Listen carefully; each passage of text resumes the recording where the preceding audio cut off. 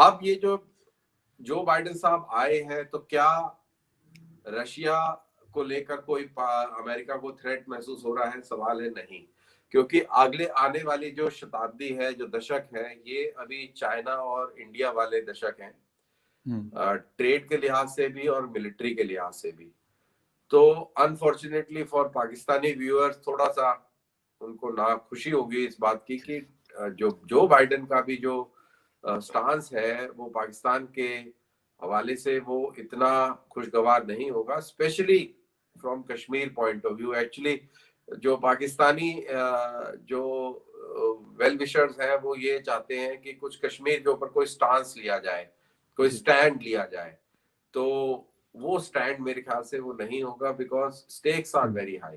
Stakes are high in the sense कि अगर America को इस तरीके का स्टांस लेता है तो इंडिया के पास बहुत बड़ा लीवे है, और वो लीवे मार्केट का है। हिंदुस्तान बड़े ही सफाई से चाइना की तरफ रुख मोड़ लेगा, और बहुत बड़ा जो ट्रेड वाला रिलेटेड इशू है और इन्वेस्टमेंट रिलेटेड इशू है, वो अमेरिका की तरफ से वो चीज जो है सब महरूम हो जाएंगे अमेरिका को। तो वो अमेरिका उस तरीके से पंगे नहीं लेगा। और जिस तरीके से अमेरिका ने एक अलायंस बनाया है साउथ चाइना सी इंडो पैसिफिक रीजन के अंदर, उस पे भी फर्क पड़ेगा। तो ऑस्ट्रेलिया और जापान भी नहीं चाहेंगे कि हिंदुस्तान को इस समय परेशान किया जाए। ये वही स्थिति हो गई जो स्थिति पाकिस्तान की अफगानिस्तान के बहरान के टाइम थी।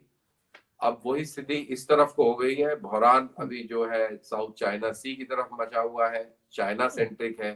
तो इंडिया की ज्योग्राफिकल लोकेशन के चलते इंडिया की अहमियत बढ़ गई है, और जो बाइडेन कोई तब्दीली करेंगे, तब्दीली लाएंगे ट्रंप के स्टांस से, वो बहुत मुश्किल है।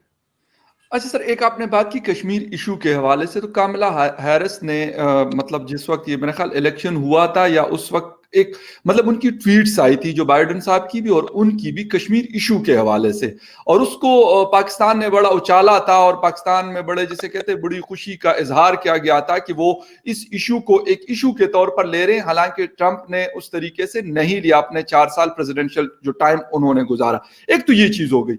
दूसरी सर, आपने बताया कि पाकिस्तान के हवाले से शायद उनकी पॉलिसी, मिलिट्री पॉलिसी का उन्होंने उनकी स्टेट डिपार्टमेंट ने गालिबन मिस ने की है, मुझे if I am not wrong, तो उन्होंने भी अनाउंस किया कि पाकिस्तान के साथ जो मिलिट्री में जो गैप पड़ा था ताल्लुकात में, उसको दोबारा से हम मतलब रीजेल करेंगे। तो ये दो चीजें तो हो गई।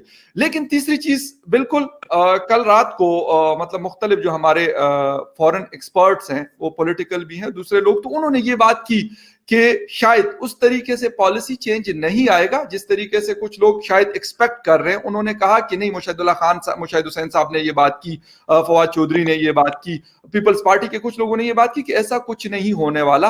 अगर पाकिस्तान उस खुशफहमी में रहता है तो ये गलती होगी।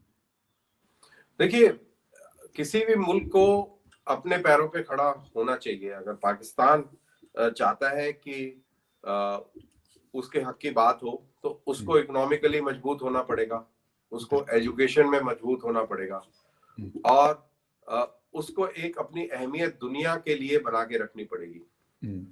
बुरा ना मानिएगा, अभी पाकिस्तान की इस तरीके की अहमियत नहीं है। कोई भी किसी के लिए मदद में तब आता है जब उसको लगता है कि इसकी मदद करने में हमें कोई फायदा है। कोई पछड़े में नहीं पड़ना चाहता। This is basic rule. As far as India is concern, अगर Kamala Harris vice president elect नहीं थे उस समय, इलेक्शन से पहले की ये ट्वीट है, और अगर वो उससे कोई फर्क वैसे पड़ने वाला नहीं है। अदरवाइज उन्होंने आर्टिकल 370 के हटाए जाने का भी विरोध किया था, बट वो उनकी पर्सनल राय हो जाती है, क्योंकि as a member of the government वो मामला बिल्कुल अलग होता है।